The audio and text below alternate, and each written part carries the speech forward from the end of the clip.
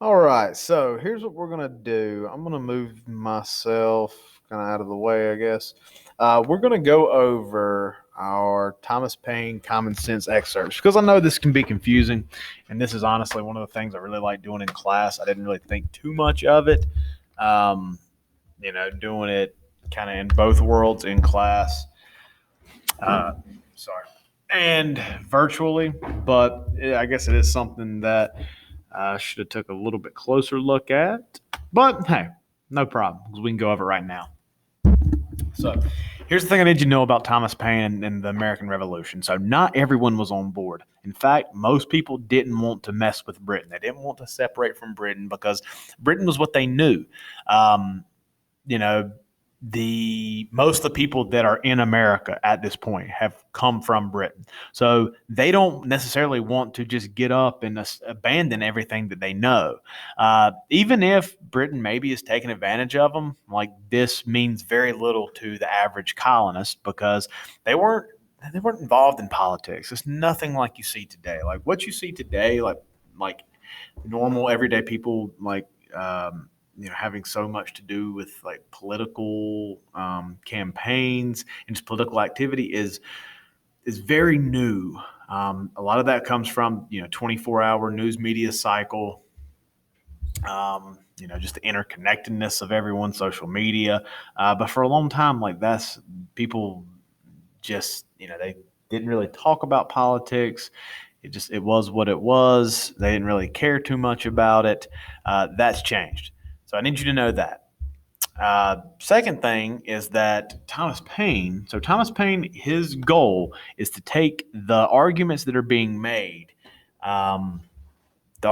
being made by like intellectuals and academics, take their arguments for independence and to simplify them to where, like, again, common people can understand it. That doesn't mean dumb it down. That just means tell them in terms that they understand.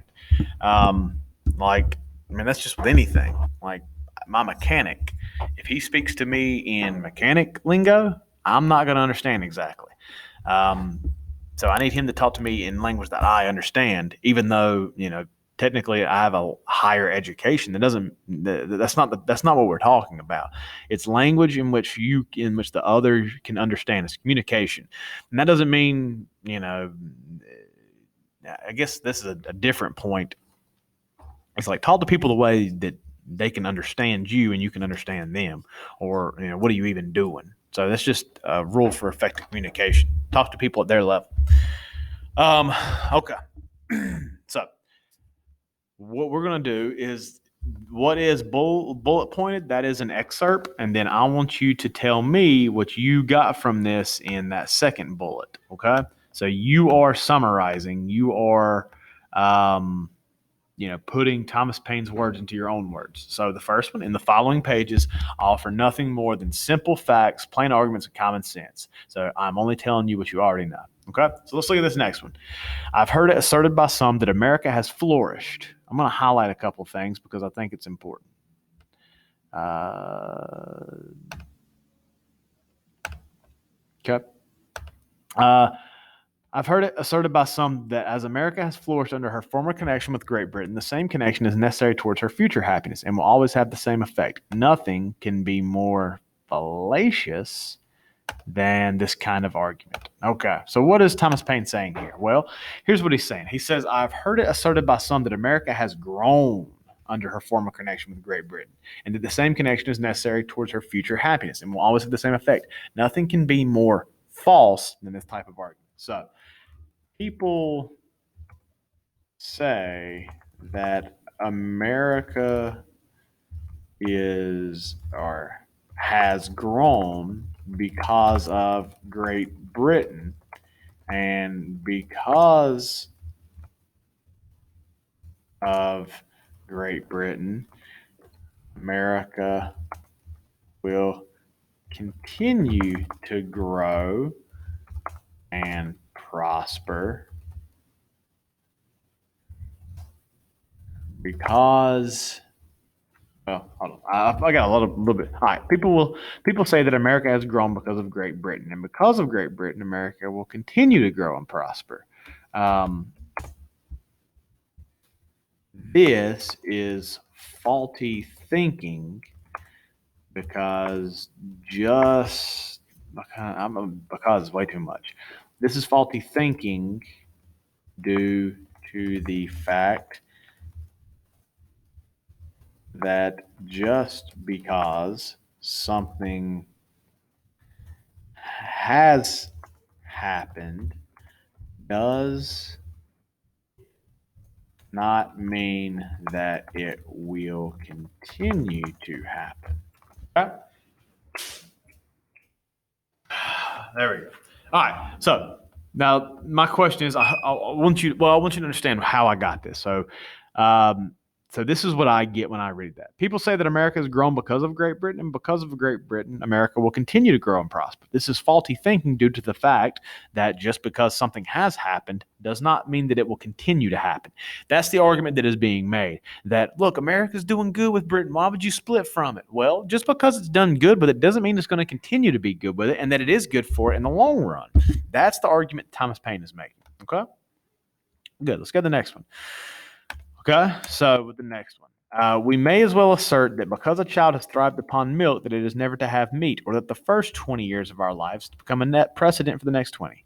But even this is admitting much more that is true, for I answer that America would have flourished as much and probably much more had no European power taken notice of her.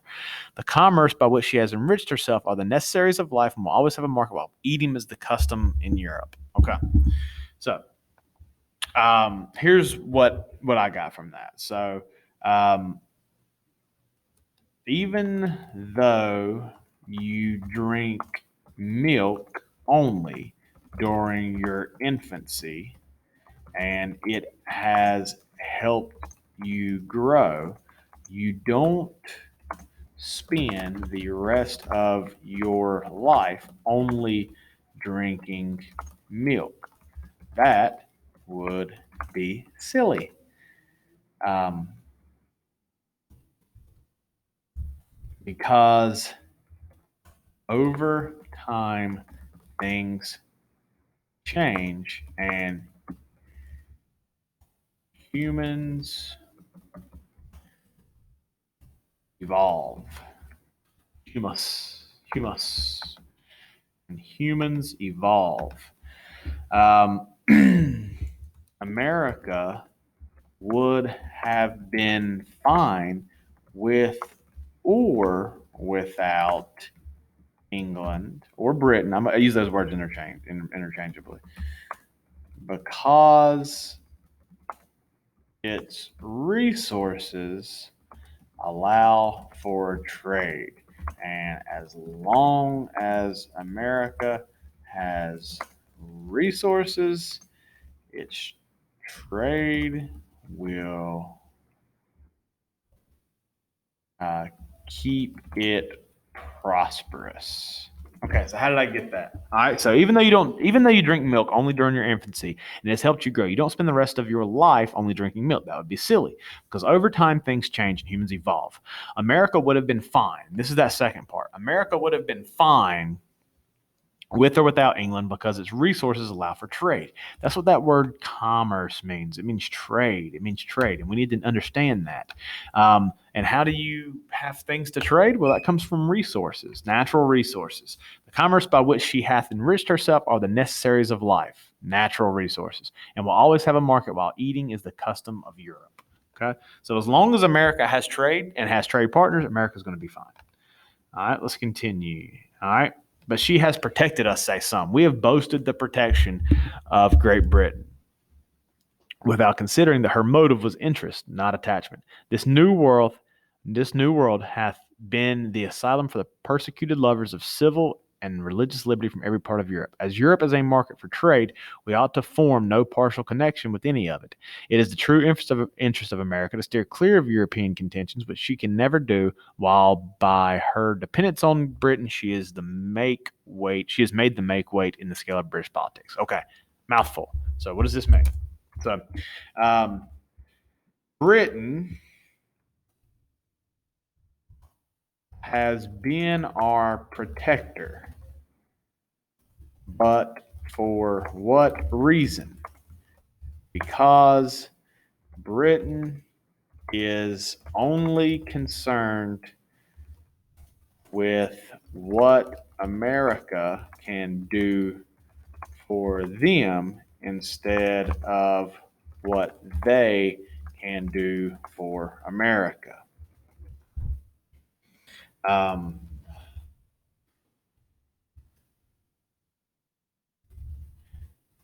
the New World, the New World has been a place for those trying to escape Europe's wrath. That's what that second said. This new world hath been the assign for persecuted lovers of civil and religious liberty from every part of Europe. That's what that second part's saying.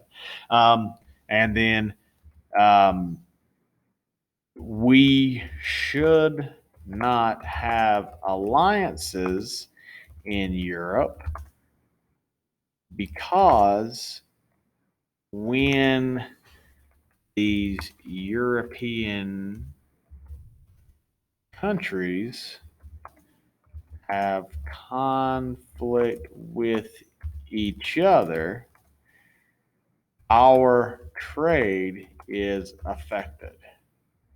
That's not a good thing because, again, you don't want your trade, your economy to be based on, to be based on other countries. And if Britain gets into a war with, say Portugal, well, now Portugal's not trading with America. So America is seeing the brunt of that. So this is, again, an economic reason as to why we need to separate. Okay, let's continue. All right, Europe is too thickly planted with kingdoms to be long at peace, and whenever a war breaks out between England and any foreign power, the trade of America goes to ruin because of our connection. That's honestly just what we just. That's honestly just what we just said. There are too many different countries in the small place that is Europe. All conflict with Britain will what's the word I'm looking for? All conflict with Britain will decisively impact America's ability to trade. There we go. All right. So again, that's kind of the same thing we was just saying. All right. Next, there is something absurd in supposing a continent to be perpetually governed by an island. Um, America is part of a large continent, while Britain is an island. As America grows, Britain cannot. At what point does America become too big for Britain to govern? So, again, like the issue here is that Britain is very small, and I've showed you this numerous times, mainly with maps. But Britain is small and it's an island. So, as America grows, Britain can't keep up with that. That's why Britain needs land because they don't have any more of their own. So it's kind of crazy to think that an island is going to remain superior over this large continent for all time. Like it's gonna like some at some point, Britain isn't going to be able to govern America because it's too big. All right, let's go to the next one. No man was a warmer wisher for reconciliation than myself before the fatal 19th of April, 1775. This was the days of the battles of Lexington and Concord. But the moment the event of that day was made known, I rejected the hardened, sullen tempered Pharaoh of England forever, and disdained the wretch that, with the pretended title of father of his people, can unfeelingly hear of their slaughter and composedly sleep with their blood upon his soul. So here's what Thomas Paine's saying. Nobody wanted things to work out with Britain more than I. But when the battles of Lexington and Concord commenced, I think they spelled commenced, My mind was changed. British soldiers killed American colonists, and King George III has done nothing about it. How can he be the father if he doesn't hold one of his children accountable towards the other? So, what is Thomas Paine saying here? So he's saying again that look, British soldiers they killed Americans. They came in and they killed Americans because they were trying to arrest John Hancock and Samuel Adams, and they were trying to disarm the Americans. So, excuse me. Um, when this happened, that was the final straw for Thomas Paine. He said, "You know what? You're right. I am for this whole independence thing because King George isn't doing anything about it. One of his children has slain the other, yet nothing has happened." All right, let's go. Yeah, two more. We'll run through this pretty quick. So, where say some is the King of America? I'll tell you, friend, he reigns above and doth not make havoc of mankind like the royal brood of Great Britain. So far as we approve of monarchy in America, the law is king. Um, so the the King of America is, this is what Thomas Paine is saying. The King of America is God, and it is through the natural law of God that America is governed, not by the King of Britain in his brutal ways. Okay, so again, how did I get that? So I'll tell you, friend, he reigns above. Again, we're talking about in relation. So, and doth not make havoc of mankind with the royal brood of Great Britain. So far as we approve monarchy in America, the law is king. Thomas Paine himself was not a very religious man, but he knows that most Americans are religious. So he does talk to them about God and about religion. He says, the King of America is God, and it is through the natural law of God that America is governed, not by the King of Britain in his brutal ways. Lastly, but Britain is the parent country, say some. Then the more shame upon her conduct. Even brutes do not devour their young, nor savages make war upon their families. The parent in the relationship is supposed to be the better behaved one. But America is better behaved than its parent of Britain. Um,